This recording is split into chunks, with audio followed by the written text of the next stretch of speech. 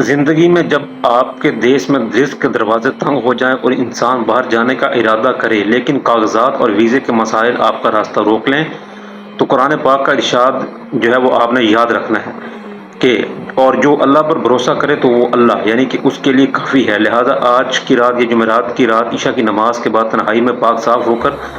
باوضو حالت میں قبلہ رخ بیٹھ کر 11 مرتبہ درود ابراہیمی پڑھیں، پھر اپنے سامنے ایک سفید کاغذ پر زعفران اور عرق گلاب کی سیاہی سے سورہ قریش اور سورہ علم نشرح کی آیات لکھیں اور اس تحریر کو اپنے سامنے رکھ کر پوری یکسوئی اور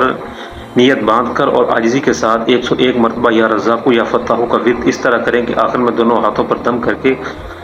جو آپ کا کاغذ ہے، وہ کاغذ والا جو نقش ہے جو تیار کیا ہے اس کو کسی پاکیزہ دھاگے میں لپیٹ کر اپنے دائیں بازو پر باندھ لیں یا اپنے سفری کاغذات کے درمیان رکھ دیں۔ یہ عمل پورے 15 دن تک بلا ناغہ جاری رکھیں، تنہائی کا خیال رکھیں، اس کا آپ ذکر کسی سے مت کریں اور آپ اس عمل کی غفلت سے بچیں، اس میں ناغہ بالکل نہ کریں۔ اس دوران صدقہ دیتے رہیں اور کثرت سے استغفر اللہ یا استغفار کرتے رہیں سچی نیت کے ساتھ، اور اللہ کے دربار میں جو ہے وہ گڑ گڑا کر دعا بھی مانگیں کہ مولا میرا یہ سفر میرے حق میں بہتر فرما۔ انشاءاللہ 15 دن ختم ہونے سے پہلے ہی ویزے کی منظوری اور خوشخبری آپ کو مل جائے گی۔